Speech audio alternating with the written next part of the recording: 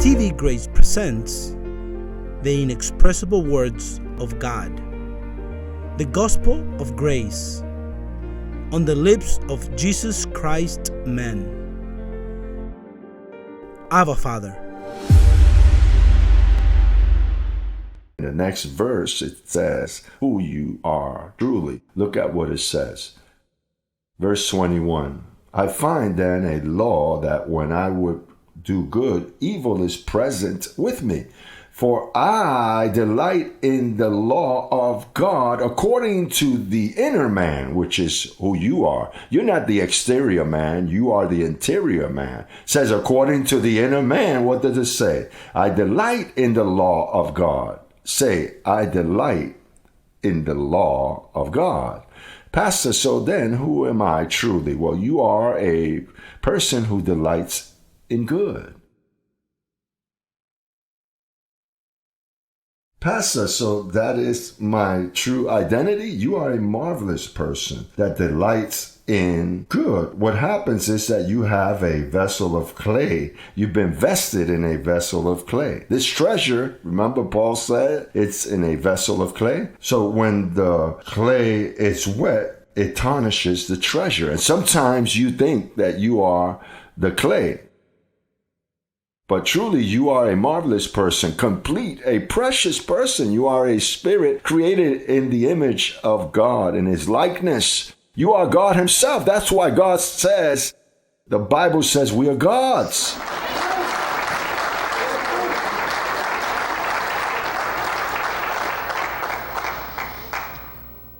Sometimes there are people that see my son and they say, wow, you are almost identical to your father. Why? Because he is a creation of my clay. His clay and my clay look alike now, but his spirit is not my son.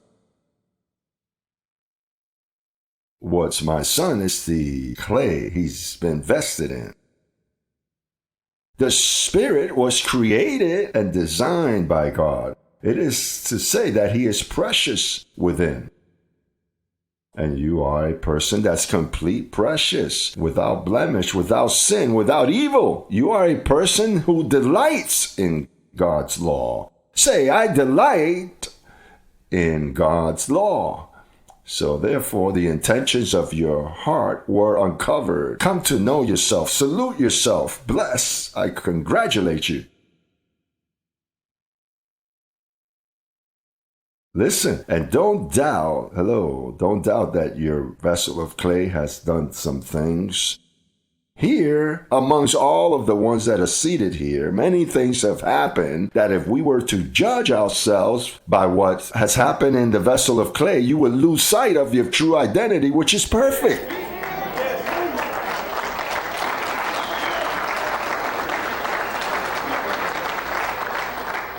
Pastor, and why do other religions speak so bad about us? Because they know each other according to the vessel of clay. We are dealing according to the treasure. It's not that they're evil. They also, listen to this secret. Don't tell them. They also are perfect being, but they don't know it. All religions, the Catholics, the Mormons, the evangelicals, even the spiritualists, those that deal with black magic, they're beautiful people. But since they're working with tags, I am a Baptist, I am a Pentecostal Catholic, so they're always having to confess their sins or having hands laid upon them or anointed with oil or being helped or receiving counseling for inner healing. How are you going to heal the inner if the inner is perfect? According to the inner man, I delight in the law of God.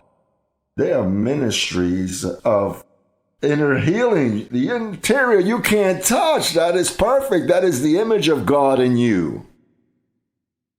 People are bound in their vessel of clay. Say, vessel of clay. While the vessel of clay is wet, there are going to be messes. It's going to get muddy, clouds of mud. Pastor, so what should I do to avoid it from getting wet? Well, buy an umbrella.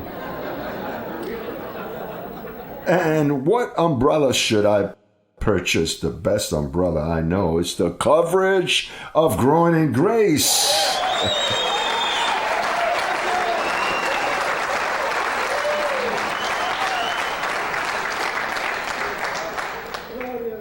The coverage of growing in grace. And even with the coverage of grace, sometimes it gets watered down that you have to be with a rag there. There are little holes in the umbrella.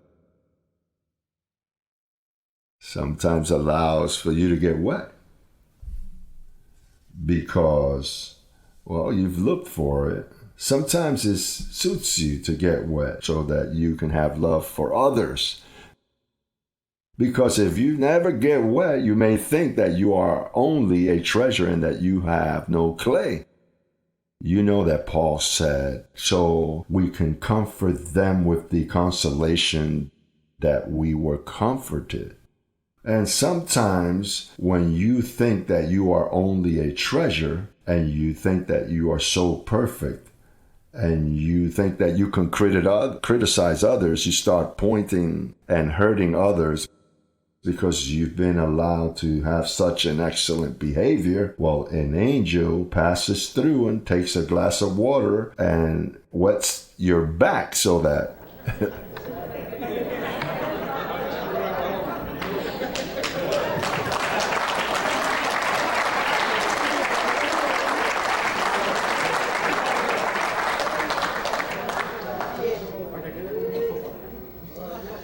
therefore, you are a treasure. Let's look to the second letter of Corinthians. Second letter to the Corinthians, chapter 4, verse 7. Verse 7, all with Bibles, please. But we have this treasure in what? In earthen vessel. For what? That the excellence of the power may be of God and not of whom? Us. You know what that means? That if you wouldn't have this vessel of clay with the law of sin, you would have committed the same mistake Lucifer committed. Listen to me closely. Your spirit was created in heaven, and while you had no vessel of clay, there were no problems. You submitted to God in the heavenlies. That's called the host of heaven. There are cherubims, seraphims, angels of power, archangels. That is an order that's in heaven of angels. So God has planned to send spirits to the earth and dress them with clay. But if he dressed them with clay without the knowledge of evil, then the same thing that happened to Adam would have happened to you. Adam was thrown to the ground and formed by the dust of the ground, and he wanted to become greater than God. Everyone carries his own load. Never look at others. And if you look at them, it's to applaud them. That's why Paul says, considering others as superior to you.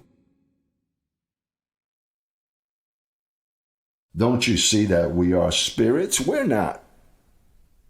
The clay, after all, the vessel of clay is not eternal. It changes.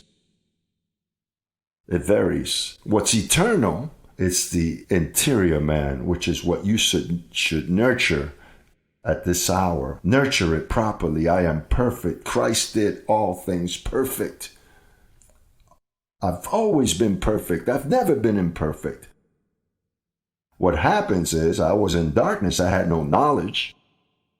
But once I was enlightened with the knowledge of grace, I realized that I've always been what I am now.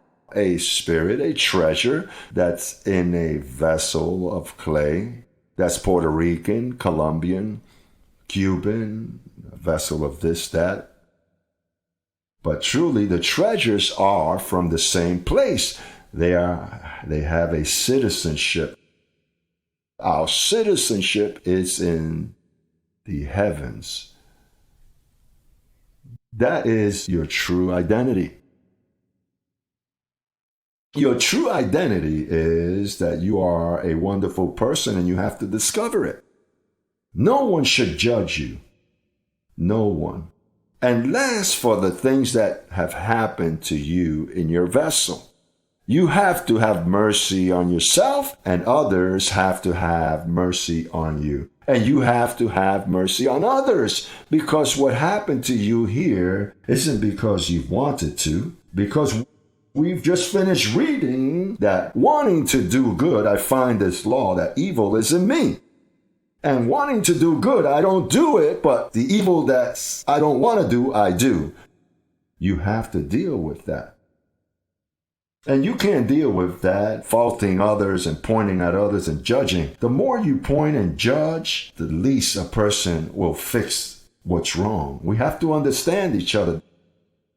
That is the conclusion I've come to. That the human race go through what they go through because of the condition of their clay. That is why Paul says, let's stop judging one another.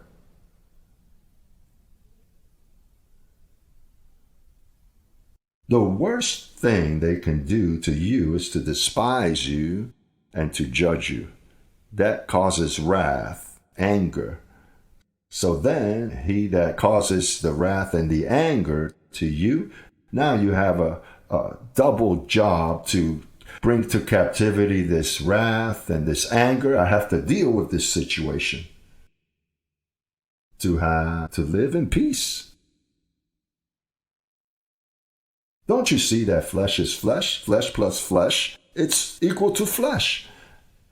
And there's flesh everywhere. In the churches, there's flesh. In the streets, there's flesh. This is a meat shop.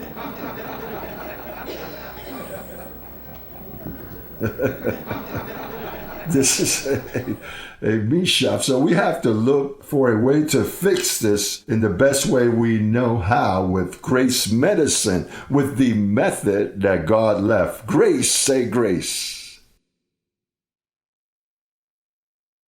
Let's read now Romans chapter 12. Letter to the Romans, verse 3. Well, let's read 2 also, yes?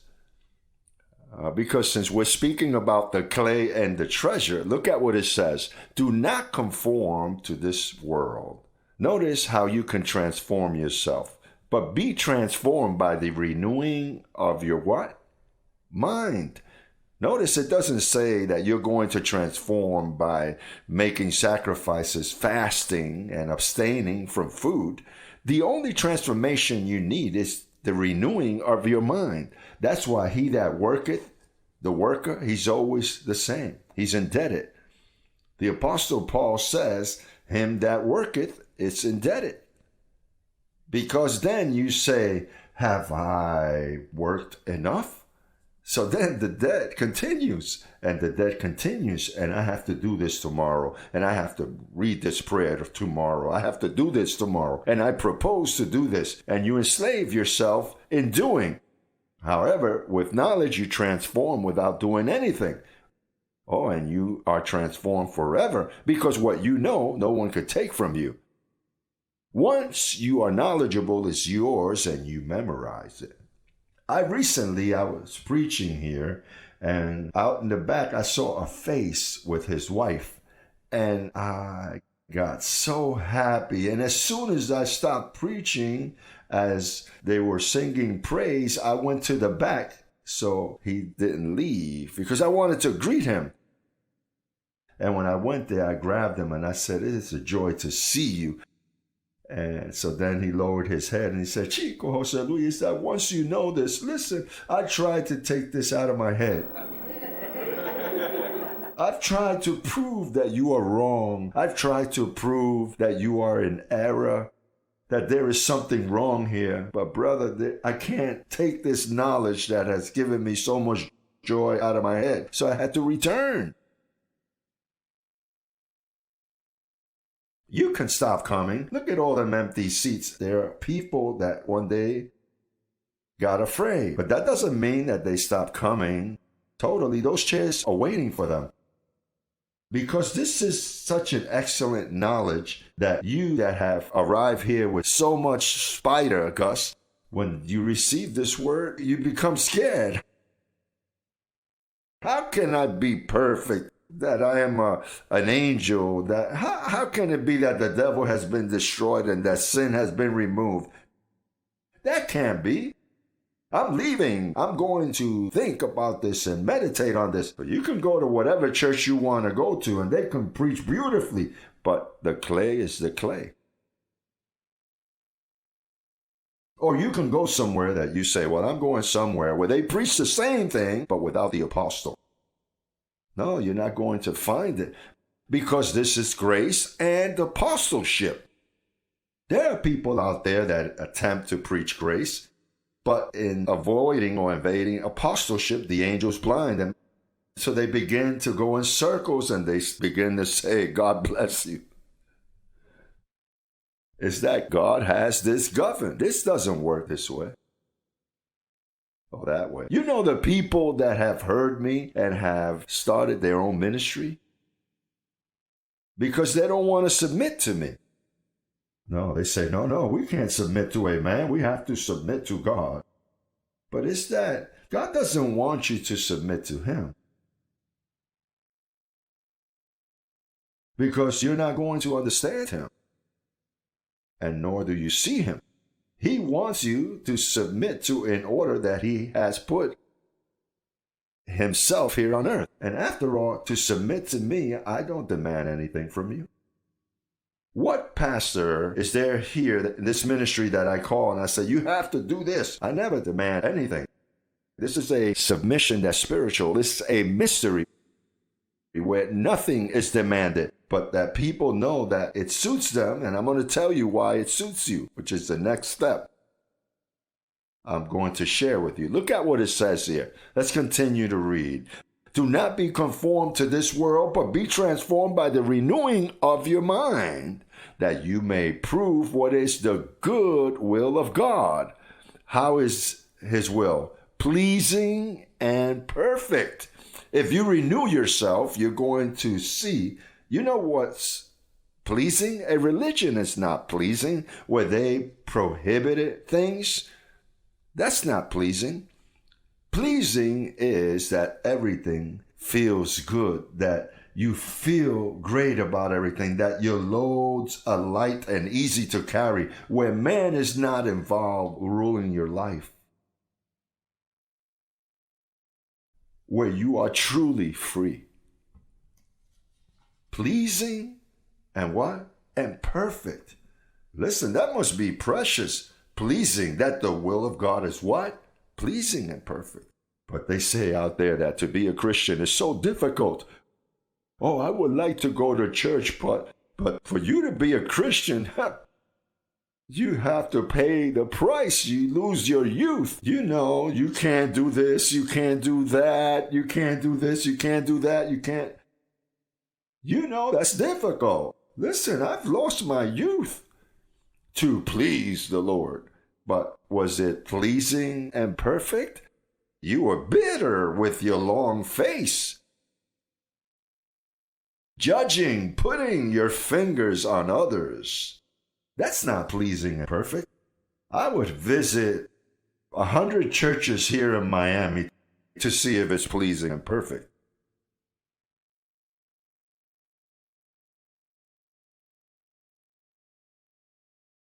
Verse 3 says, For I say through the grace given to me, to everyone who is among us, not to think of himself more highly than he ought to think, but to think soberly, as God has dealt to each one a measure of faith. You know what that means? That perhaps you are a measure that's 30, or a measure that's 60, or a measure that's 100-fold. Listen, if you are a measure that's 100-fold, you don't have to be yelled at or shaken. If you are a mango tree, the trees you don't demand that they bear fruit. What you have to do is wait on them, and they bear fruit, and then there are many. And if you are a plant of beans, you don't have to say, bear beans. No, calm down. Let it appear. You don't have to have a concept of yourself that you have to be better than that one. What you are, you are. You already come wired from the factory that way. Since you were formed in your mother's womb, you were born there. There are characteristics. There is a measure there. But listen, a 30 is marvelous. I think I don't even pass 29. But what happens is that my ministry is to teach, but that doesn't mean I'm 100-fold. Because you know that a 30 qualifies. A 30 delights in the law of God. But there are men and women around us that are 60. And you can't take that from them. You don't have to have a more highly concept than what you ought to, because God gives the measure. Say, God gives the measure. Say, I am a measure. And if I am 30, it's okay. And if I'm a 60, better yet. The problem is that sometimes those that are 60 require more of those that are 30.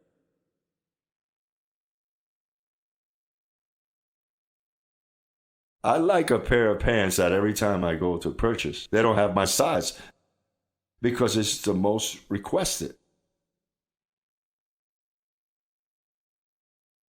Well, if I was a different size, I would find it easily. You know, here you don't have to compete. Here you don't have to push. What you have to do is to be you. Be you. Come out, brother. Come out of the closet.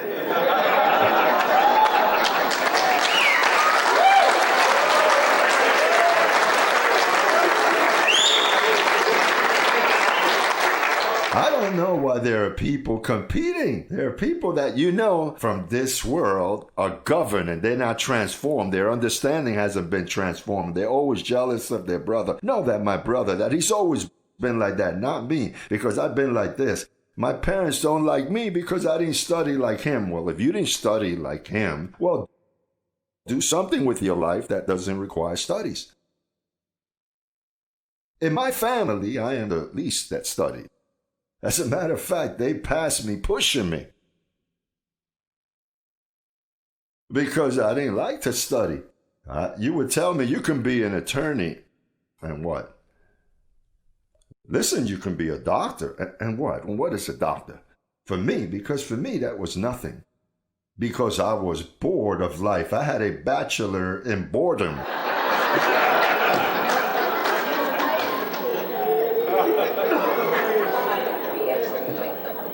I didn't understand those principles because I had a delinquent mind.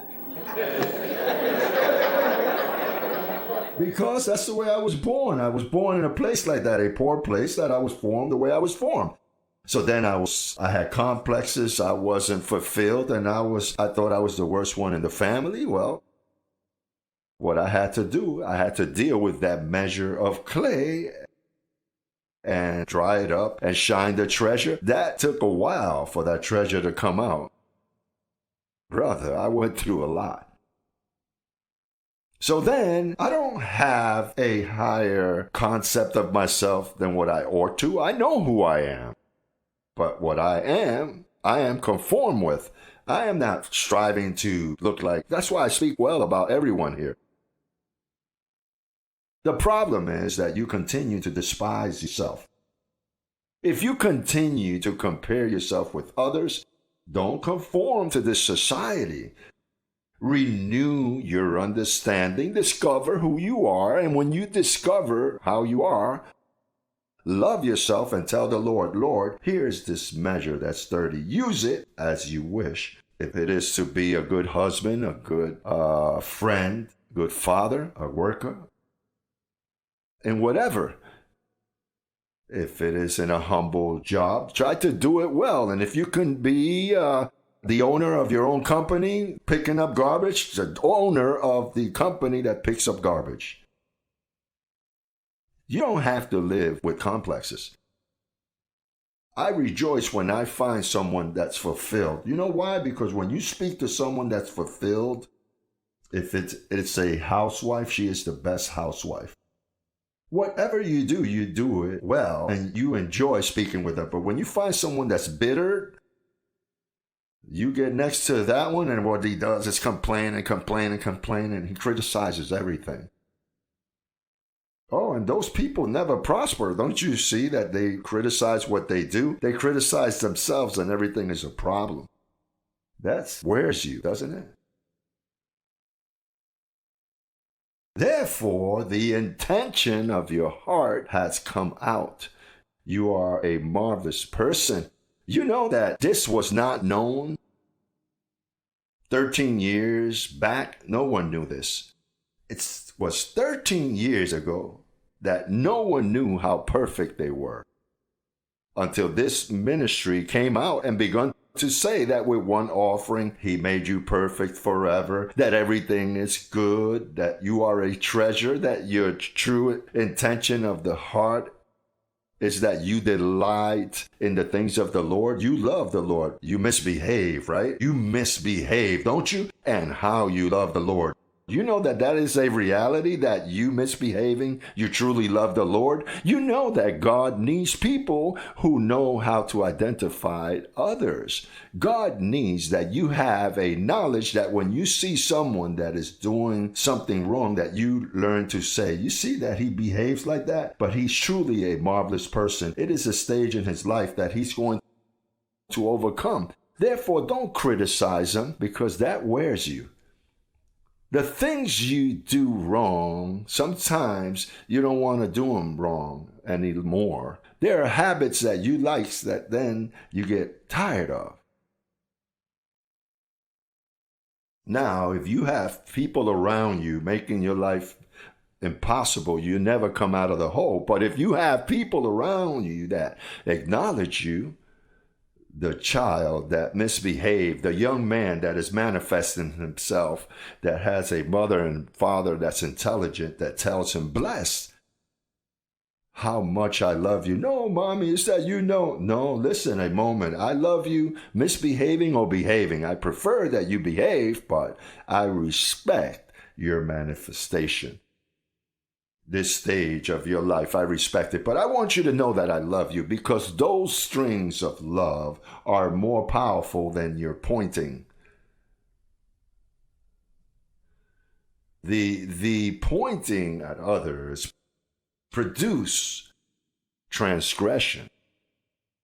But love, for an example, do you think that you would dare to love God as much as he loves you? You can do many things, but when you say, wait a minute, don't touch that. That is my father, that I am in love with him. In love with him? Look how you're behaving. That's another department. Listen.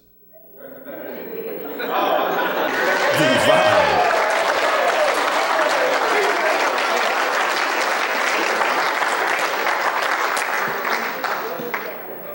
Oh, that's easy. Oh, divide so you can. But what is it that you want me to do? You have to learn that with your husband. To divide. If you learn to divide, then you can add and multiply. And then you can do many things. But if you don't learn to divide, you lose the numbers. Computer shuts down. How many say amen? If you learn to divide, you're going to get very far in your job, in the way you treat others, with those that labor with you, with your children.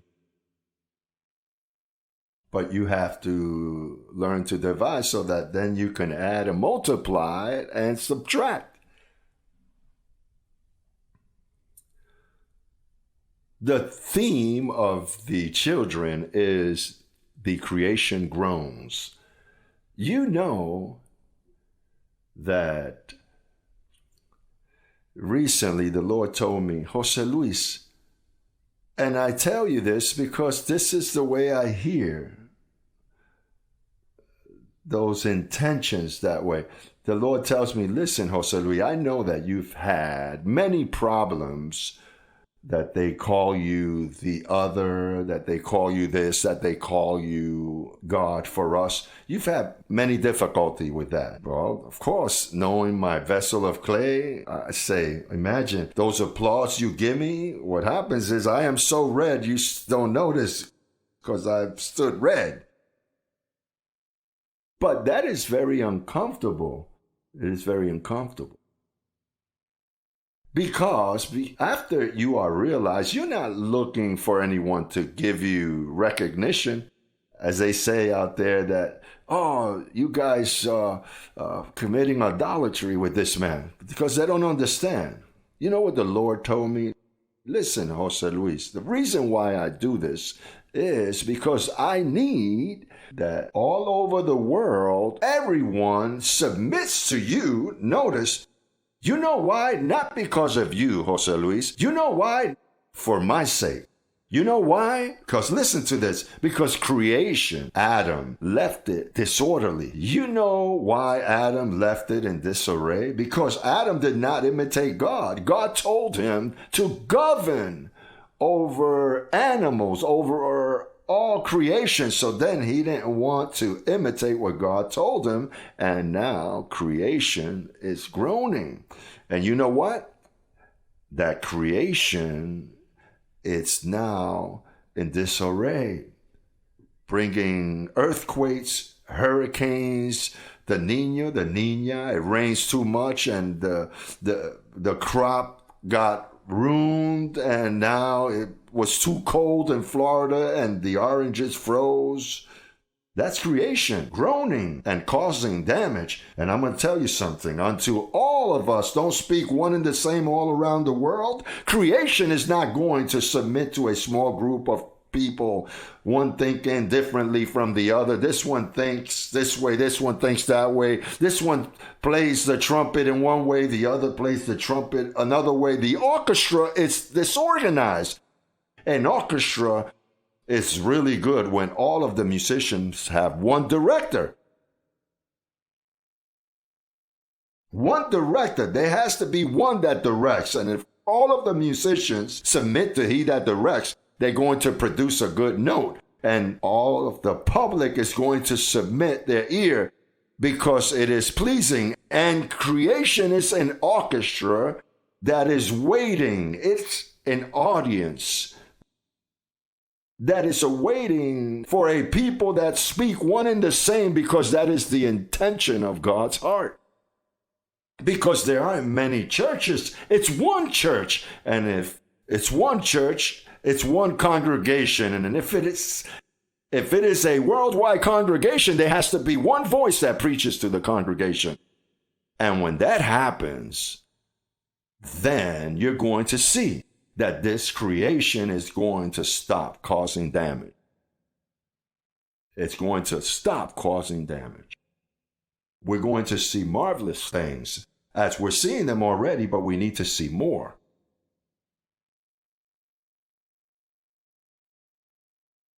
When all of the treasures are seen as treasures, when you stop hurting yourself, when you say, Lord, I am who I am. I don't have a greater concept of myself than what I am, but I am a treasure that lives here on earth.